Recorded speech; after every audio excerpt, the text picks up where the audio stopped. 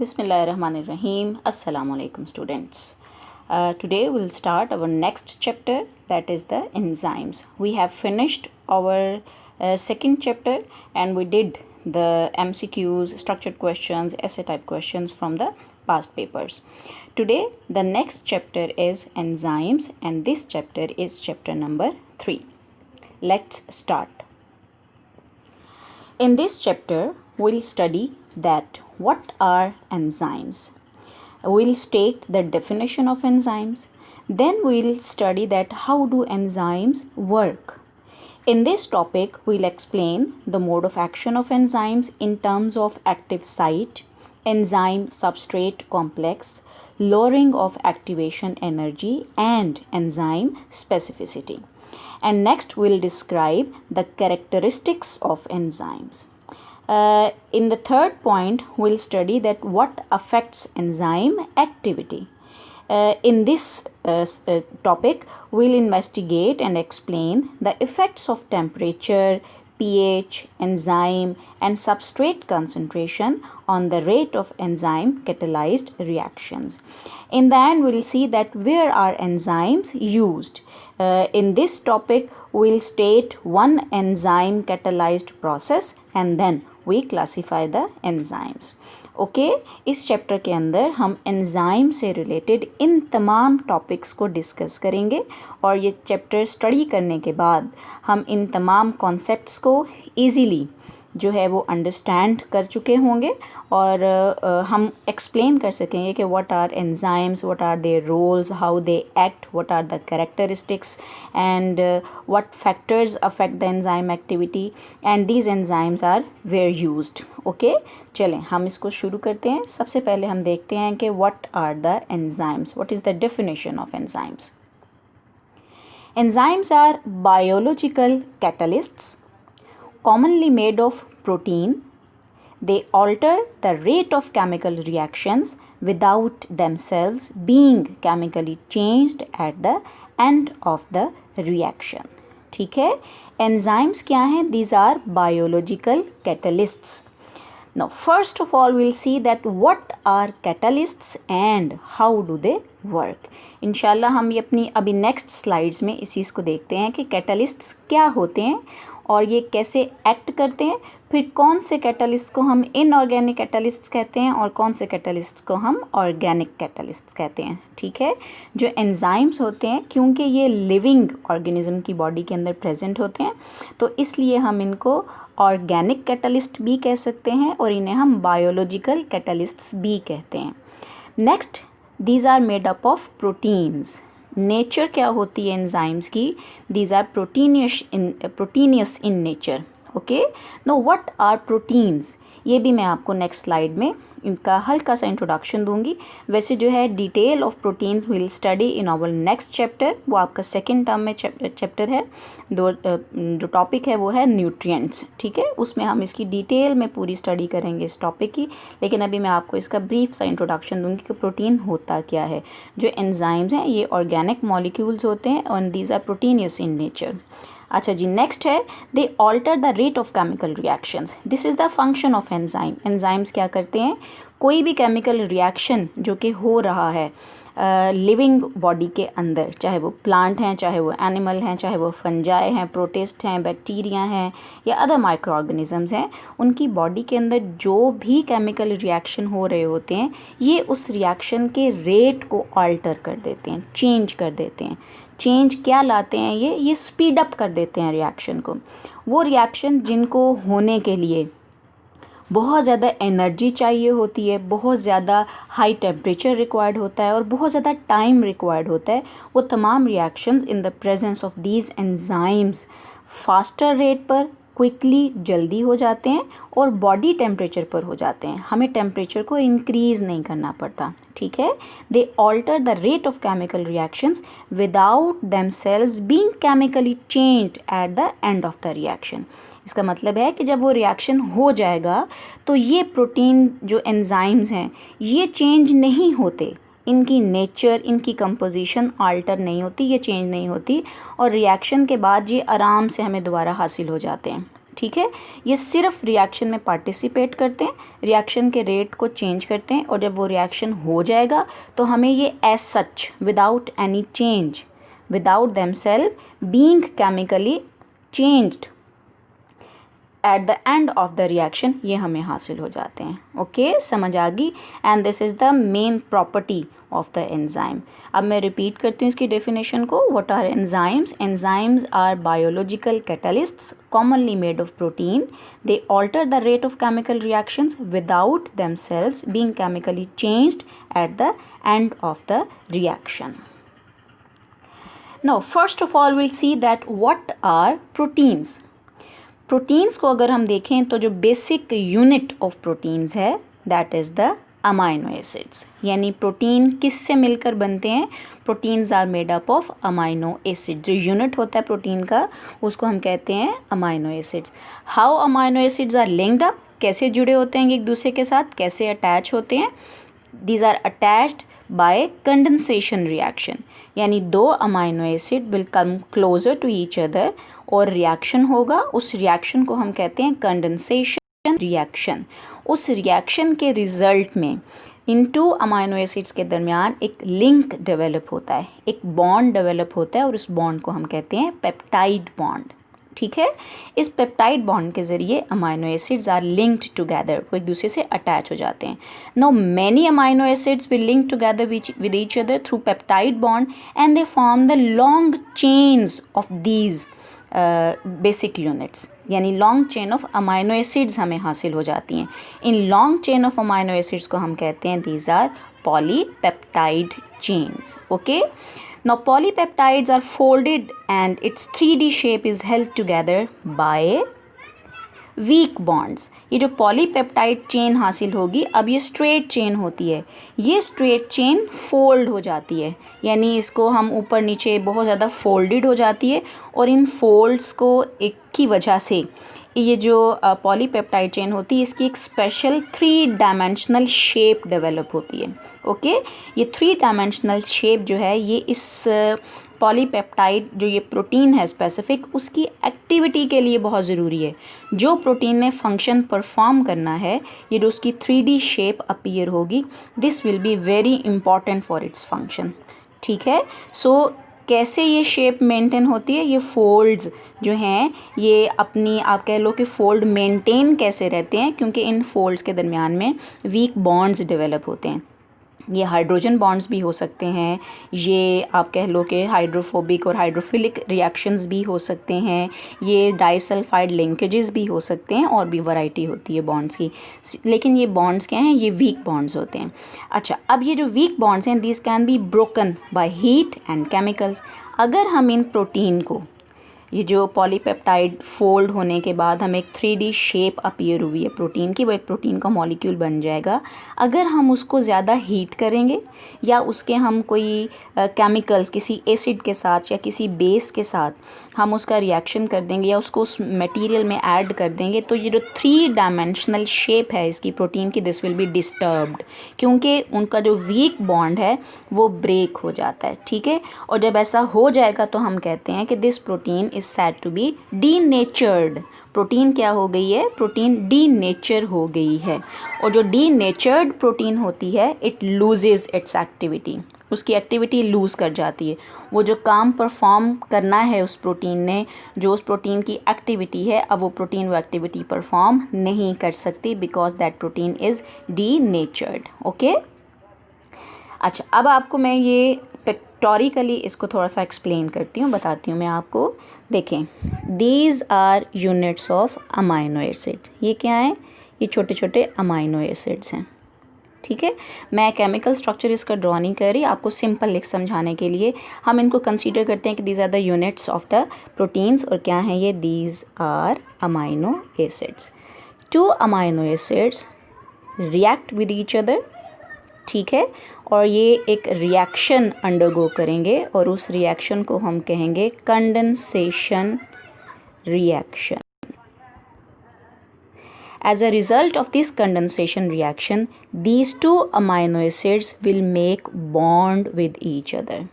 ठीक है, अब ये बॉन्ड जो इनके दरमियान में डेवलप होगा, इस बॉन्ड को हम कहेंगे this is the peptide bond.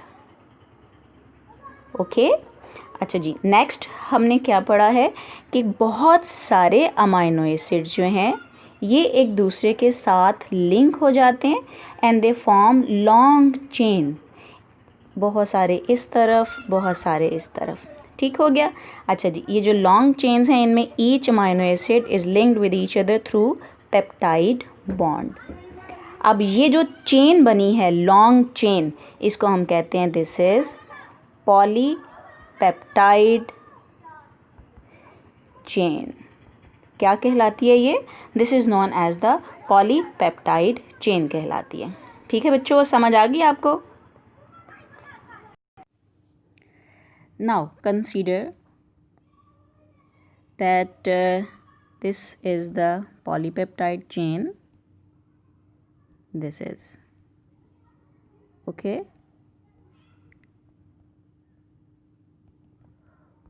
We will represent this polypeptide chain by a single straight line.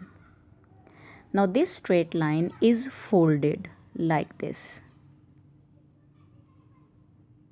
and they attain a specific three-dimensional shape.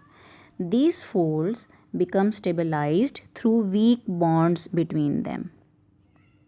ये ऐसे इनके फाइबर्स की जो है ना, इनके दरमियान वीक बॉन्ड्स डेवलप हो जाते हैं, जिसकी वजह से क्या होता है कि ये जो थ्री डायमेंशनल अरेंजमेंट है इस पॉलीपेप्टाइड चेन की, इसके जो फोल्ड्स हैं ये स्टेबलाइज हो जाते हैं।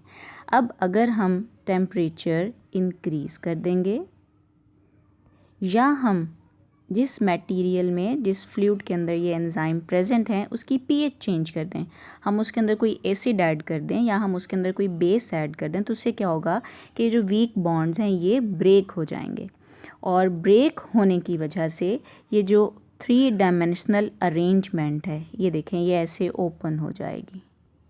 अब जब ये थ्री डायमेंशनल अरेंजमेंट डिस्टर्ब होगी तो एंजाइम की एक्टिविटी जो होती है वो लूज़ कर देता है वो अपनी एक्टिविटी। हम कहते हैं कि the enzyme is denatured. Understand? So enzymes are proteinous in nature. They are made up of amino acids, and these amino acids are condensed with each other and they form peptide bonds, and many amino acids when linked together they form polypeptide chains. These chains are folded and they form special 3D shape, and this 3D shape is maintained by weak bonds. ठीक है, और जब हम इस enzyme को heat करेंगे या हम केमिकल्स को ऐड करेंगे तो ये वीक बॉन्ड्स ब्रेक हो जाते हैं and the protein is said to be denatured, and a denatured protein loses its function, उसकी एक्टिविटी जो है वो लूज़ कर जाती है। तो नेक्स्ट हम देखते हैं कि what are catalysts. Catalyst is a substance which can alter or speed up a chemical reaction. Usually जो कैटलिस्ट होता है ये जो लेबॉर्ट्री के अंदर जो रिएक्शंस हम करते हैं, यानी कि जो हम इनऑर्गेनिक रिएक्शंस जो हैं, आपने केमिस्ट्री में पढ़ा होगा inorganic reactions and organic reactions या inorganic compounds and organic compounds.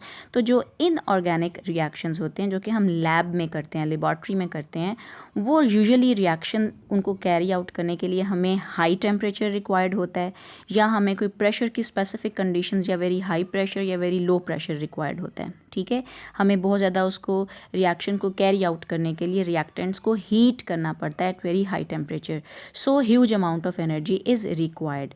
Catalyst जो होते हैं ये वो सब्सटेंसेस होते हैं जो कि स्पीड अप कर देते हैं और केमिकल रिएक्शन को चेंज कर देते हैं। वही केमिकल रिएक्शन जो बहुत हाई टेम्परेचर पर और डिफरेंट प्रेशर पर उसने होना होता है, अब वो आराम से हम रूम टेम्परेचर पर कैरी आउट कर सकते हैं in the presence of catalysts. ठीक है, catalyst are not chemically changed at the end of the reaction. जब रिएक्शन हो चुका होगा, जब वो फिनिश हो जाएगा, तो कैटलिस्ट हमें as such without any change उसकी नेचर में, उसकी आप कह लो कि कंपोजिशन में कोई चेंज नहीं आता और वो हमें इन द एंड वैसे का वैसे ही हासिल हो जाता है। So catalysts are not chemically changed at the end of the reaction. Inorganic catalysts are not destroyed by boiling or by changes in the pH of the solution. जैसे हमने previous देखा कि जो प्रोटीन्स होते हैं अगर हम उनको हीट करें या अगर हम उनकी पीएच चेंज करें, हमको केमिकल ऐड करें, तो वो डीनेचर हो जाते हैं। अब डीनेचर होने की वजह से वो एक्टिविटी लूज़ कर जाते हैं। ये जो इनऑर्गेनिक कैटलिस्ट होते हैं जो कि रिएक्शन को स्पीड अप कर रहे हैं, these are not destroyed by boiling. अगर हम इनको बॉयल करें या इनका टेम्परेचर इंक्रीज़ करें तो इनकी नेचर नहीं चेंज होती। या अगर हम पीएच चेंज करेंगे, हम इनमें कोई एसिड ऐड कर दें, कोई बेस ऐड कर दें, तो इनऑर्गेनिक कैटलिस्ट की नेचर चेंज नहीं होती, means these are not destroyed. ठीक है, समझ आ गई। ये फ़र्क होता है इनऑर्गेनिक कैटलिस्ट में और जो ऑर्गेनिक कैटलिस्ट या बायोलॉजिकल कैटलिस्ट है जिसको कि हम कहते हैं एंजाइम, उसमें और ये इनऑर्गेनिक कैटलिस्ट में ये फ़र्क है, क्योंकि enzymes are destroyed by boiling और by changes in the pH of the solution, while inorganic catalysts are not destroyed by boiling or by changes in the pH of solution. Now we'll consider an example. Manganese oxide, ये क्या है? This is a catalyst. ठीक है, अब ये catalyst किस reaction में use होता है? This is use in the decomposition of potassium chlorate. Potassium chlorate एक केमिकल है जिसका नेम है जिसका फार्मूला है KClO3। अच्छा, अगर हम अब इसकी डिकम्पोजिशन करें तो इसकी डिकम्पोजिशन जो है ये बहुत हाई टेम्परेचर पर होती है। वेरी कह लो कि 1000 डिग्री का टेम्परेचर या नियर टू इट टेम्परेचर जो है वो हमें रिक्वायर्ड होता है इसकी डिकम्पोजिशन के लिए। And as a result of its decomposition potassium chloride and oxygen is produced. Now अगर हम इस पोटेशियम क्लोरेट के जो हमारे पास सैंपल है उसके अंदर अगर हम थोड़ी सी अमाउंट मैंगनीज ऑक्साइड की ऐड कर दें, हम एक मिक्सचर बना लें पोटेशियम क्लोरेट और मैंगनीज ऑक्साइड का, तो हम पोटेशियम क्लोरेट की डिकम्पोजिशन आराम से थोड़ी सी हीट प्रोवाइड करके कर सकते हैं। यानी अगर हम इसको बंसन बर्नर पर रखें या फ्लेम पर रखें तो विद इन नो टाइम थोड़ी सी हीट लेने के साथ ही इस पोटेशियम क्लोराइड की डिकम्पोजिशन हो जाती है और हमें पोटेशियम क्लोराइड और ऑक्सीजन जो है ये हासिल हो जाता है। ठीक है, सो मैंगनीज ऑक्साइड की एडिशन से क्या हुआ कि जो पोटेशियम क्लोराइड की डिकम्पोजिशन का रिएक्शन है उसका रेट फास्ट हो जाएगा, इट विल फास्टन, और speedily at low temperature potassium chloride decompose होकर पोटेशियम क्लोराइड और ऑक्सीजन में कन्वर्ट हो जाता है। नेक्स्ट अगर हम एग्जाम्पल कंसिडर करें तो that is the decomposition of hydrogen पर ऑक्साइड। हाइड्रोजन पर ऑक्साइड एक केमिकल है, उसका फार्मूला है H2O2। जब हाइड्रोजन पर ऑक्साइड डिकम्पोज होता है तो उसके रिजल्ट में वाटर प्रोड्यूस होता है और ऑक्सीजन जो है ये रिलीज होती है। This reaction can be speed up by catalyst and same catalyst use होगा and this catalyst is manganese oxide.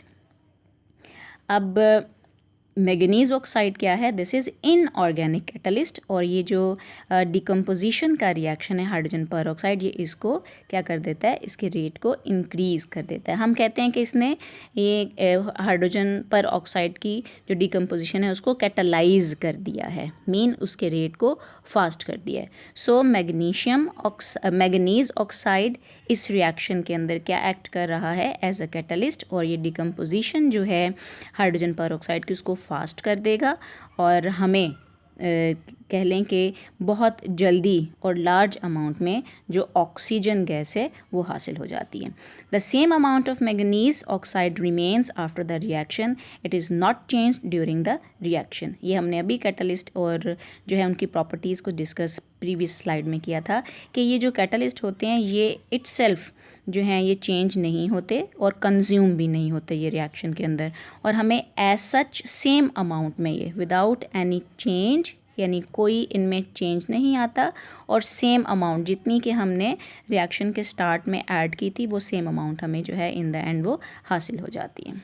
ठीक है, अच्छा जी, अब क्या है कि लिविंग ऑर्गेनिजम्स की बॉडी के अंदर जो आप कह लें केमिकल्स प्रेजेंट होते हैं, जो न्यूट्रिएंट्स प्रेजेंट होते हैं वो यूजुअली किस फॉर्म में होते हैं? They are present in the form of carbohydrates, fats, proteins etcetera. ठीक है, अब सेल के अंदर इनकी या ह्यूमन बॉडी के अंदर इनकी ब्रेक डाउन रिक्वायर्ड होती है। अब complex operators and high temperatures are required to break down carbohydrates, fats और protein in the laboratory. However, cells can carry out these same reactions quite rapidly without having to raise the body temperature. अब cells के अंदर ये ability है कि ये इन तमाम chemicals को, ये जो compounds हैं, carbohydrates हैं, fats हैं, proteins हैं, इन्हें हम organic compounds कहते हैं, इनको बड़ी जल्दी quite rapidly जो है वो इनका रिएक्शन जो है, इनकी ब्रेक डाउन कर सकते हैं ये सेल बॉडी के टेम्परेचर को इंक्रीज़ किए बगैर, क्योंकि जो लिविंग ऑर्गेनिजम्स होते हैं उनका बॉडी का टेम्परेचर एक ख़ास लिमिट से ऊपर नहीं इंक्रीज़ किया जा सकता। जैसे ह्यूमन बीइंग है तो उसका टेम्परेचर 37 डिग्री सेंटीग्रेड रहना चाहिए बस, अगर इसे राइज़ करेगा तो हम कहते हैं जी फीवर हो गया। तो अगर हमने बॉडी में रिएक्शन सेल्स ने कैरी आउट करना है तो वो बॉडी का टेम्परेचर 37 डिग्री सेंटीग्रेड से, या उस सेल की जो एनवायरनमेंट है या सेल के अंदर का टेम्परेचर 37 डिग्री सेंटीग्रेड से ज़्यादा नहीं हो सकता। अब जो भी रिएक्शन होना है वो इसी टेम्परेचर पर होना है, ठीक है। अब सेल जो हैं वो इन कार्बोहाइड्रेट्स की, फैट्स की और प्रोटीन्स की ब्रेक डाउन 37 डिग्री सेंटीग्रेड पर कर सकते हैं। किस वजह से कर सकते हैं? Because the cells have enzymes, ठीक है। Cells carry out these reaction using catalysts called enzymes. अब सेल्स के अंदर ये एंजाइम प्रेजेंट होते हैं। एंजाइम्स को हम बायोलॉजिकल कैटलिस्ट्स या इनको हम ऑर्गेनिक कैटलिस्ट भी कहते हैं। अब ये सेल्स के अंदर जितने भी रिएक्शंस होने हैं ये उन रिएक्शंस को स्पीड अप कर देते हैं, उनको फास्ट कर देते हैं, और वो रिएक्शंस आराम से बॉडी टेम्परेचर के ऊपर एक ख़ास कह लो कि रेट से, स्पीड से, जो कि उस सेल की रिक्वायरमेंट है, वो सेल आराम से इनको कैरी आउट कर सकता है। और रिएक्शन होने के बाद ये एंजाइम सेम अमाउंट में और विदाउट एनी चेंज ये जो है वो इन द एंड वो सेल के अंदर वापस लेफ्ट प्रेजेंट होते हैं, यानी वो कंज्यूम नहीं होते हैं, ठीक है। हमने डिकम्पोजिशन ऑफ एग्जांपल पढ़ी हाइड्रोजन परऑक्साइड की। ये हाइड्रोजन परऑक्साइड लिविंग सेल्स के अंदर भी प्रोड्यूस होती है, यानी कि लिविंग बॉडी के अंदर भी प्रोड्यूस होती है। लेकिन लिविंग बॉडी के अंदर इस जो डिकम्पोजिशन है इसके रिएक्शन को फास्ट करने के लिए मैंगनीज़ ऑक्साइड नहीं इस्तेमाल होती, बल्कि एक एंजाइम यूज़ होता है और उस एंजाइम को हम कहते हैं कैटालेज, ठीक है। The enzyme catalase can speed up hydrogen peroxide decomposition. अब ये कैटालेज क्या है? ये एक्ट करेगा एज अ कैटालिस्ट, जैसे कि लैब के अंदर मैंगनीज ऑक्साइड जो था MnO2, हमने ये प्रीवियस स्लाइड में पढ़ा था, वो एक्ट कर रहा था एज अ कैटालिस्ट। अब सेल्स के अंदर, लिविंग ऑर्गेनिज्म की बॉडी के अंदर हाइड्रोजन परऑक्साइड की डिकम्पोजिशन के लिए जो कैटालिस्ट यूज़ होगा उसको हम कहेंगे कैटालेज। और ये कैटालेज क्या है? ये एक एंजाइम है, ठीक है। और एंजाइम्स क्या होते हैं? दीज आर द बायोलॉजिकल कैटालिस्ट्स जो कि रिएक्शंस को स्पीड अप कर देते हैं। अच्छा जी, अब देखें catalase is also found in potatoes. Living cells में प्लांट्स के सेल्स भी आते हैं, एनिमल के सेल्स भी आते हैं, और कैटालेज जो है ये काफ़ी ज़्यादा अमाउंट में प्रेजेंट होता है इन पोटैटोज़। और अगर एनिमल की बॉडी में हम देखें तो कैटालेज लिवर के अंदर काफ़ी ज़्यादा अमाउंट में प्रेजेंट होता है। ओके बच्चों, लिविंग सेल्स के अंदर जब डिकम्पोजिशन होगी तो हाइड्रोजन परऑक्साइड कैटालेज एंजाइम की प्रेजेंस में डिकम्पोज होगा, वाटर प्रोड्यूस होगा, ऑक्सीजन रिलीज़ होगी और हीट भी साथ में प्रोड्यूस होती है। ठीक है जी, समझ आ गई। आई थिंक आज आपको एंजाइम का मेन कॉन्सेप्ट जो है, इसकी जो डेफिनेशन है वो ज़रा सही तरीके से समझ आ गई होगी। एंजाइम लिविंग बॉडी के अंदर एज अ कैटलिस्ट इस्तेमाल होते हैं और इनका काम क्या होता है? इनका काम होता है सिर्फ रिएक्शंस को फास्ट करना और रिएक्शंस को कैरी आउट करने के लिए जो एनर्जी रिक्वायरमेंट है उस एनर्जी रिक्वायरमेंट को रिड्यूस कर देना। ओके, नेक्स्ट इंशाल्लाह हम अगले लेक्चर्स में देखेंगे कि how do enzymes work, enzymes काम कैसे करते हैं।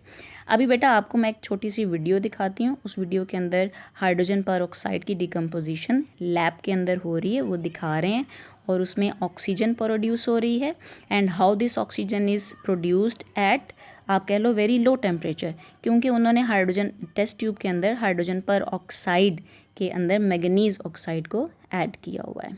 चलें ये देखते हैं हम। इसमें हम देखेंगे कि ऑक्सीजन कैसे प्रोड्यूस होती है और फिर ऑक्सीजन की प्रॉपर्टीज़ क्या हैं। ये देखें, ये स्टैंड, ये टेस्ट ट्यूब के अंदर एक ब्लैक सा मटेरियल फिल है। ब्लैक मटेरियल क्या है? ये हाइड्रोजन पर ऑक्साइड है और साथ में इसके manganese oxide as a catalyst जो है उसका मिक्सचर ऐड किया हुआ है। जस्ट देखें आप, बंसन बर्नर उन्होंने प्लेस किया, जो ही हीट थोड़ी सी भी मिलेगी रिएक्शन फ़ौरन होना शुरू हो जाता है।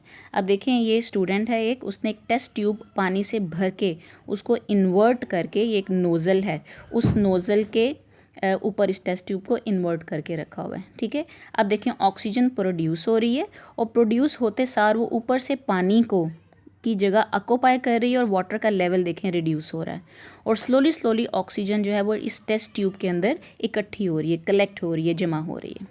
कितना तेज़ी से ये रिएक्शन हो रहा है देखें, वो देखें बर्नर पीछे कर रहा है, रिमूव कर रहा है उसको, क्योंकि अब इतनी ज़्यादा एनर्जी की रिक्वायरमेंट नहीं है। कैटलिस्ट ऐड है और कैटलिस्ट जो है वो थोड़े से टेम्परेचर को इंक्रीज़ करने से ही इस डिकम्पोजिशन के रिएक्शन को कैरी आउट कर रहा है, फास्ट कर रहा है इस रिएक्शन के रेट को। अब देखें, जो ही टेस्ट ट्यूब ऑक्सीजन से फिल हो जाएगी, ये स्टूडेंट इस टेस्ट ट्यूब को जो है वो उठा लेंगी और उसको कवर कर देंगी ताकि ऑक्सीजन जो है वो बीच में से एनवायरनमेंट में रिलीज़ ना हो जाए। ये हो गई टेस्ट ट्यूब पूरी। अब फिल होने के बाद ये देखें, इसने फ़ौरन उसके ऊपर कवर कर दिए। ठीक है, now this is oxygen. She is very happy कि उसने ऑक्सीजन कलेक्ट कर लिए। अच्छा जी, नेक्स्ट अब ये इस कंफर्म करने के लिए क्या वाकई टेस्ट ट्यूब में ऑक्सीजन फिल हुई है कि नहीं हुई है, ये देखें, ये खाली टेस्ट ट्यूब लेके उसके अंदर ये एक जल बर्निंग जो है वो पीस उन्होंने किया, लेकिन उसको कुछ नहीं हुआ, वो वैसे का वैसे ही रहा। लेकिन हम ये जानते हैं कि ऑक्सीजन बर्निंग में हेल्प करती है। अब ये क्या करेंगे कि जो टेस्ट ट्यूब इन्होंने जिसमें ऑक्सीजन फिल की हुई थी, ये उस टेस्ट ट्यूब के अंदर इस जो बर्निंग कैंडल है इसको एंटर करेंगे। ये देखें, जब इन्होंने इसको एंटर किया, वो देखें, वो ये ब्राइटली जो है वो उसका फ्लेम जो है वो ब्राइट हो गया। इट इंडिकेट्स कि इसके अंदर ऑक्सीजन गैस रियली फिल हुई थी, यानी रिएक्शन में वो जो है वो हुआ और उसके रिज़ल्ट में ऑक्सीजन जो है वो प्रोड्यूस हो गई। ओके बेटा, समझ आ गई होगी आपको। चलें जी, सफिशेंट फॉर टुडे। इंशाल्लाह नेक्स्ट टाइम जो है वो हम ये डिस्कस करेंगे कि how enzymes work. Stay home, stay safe and stay blessed.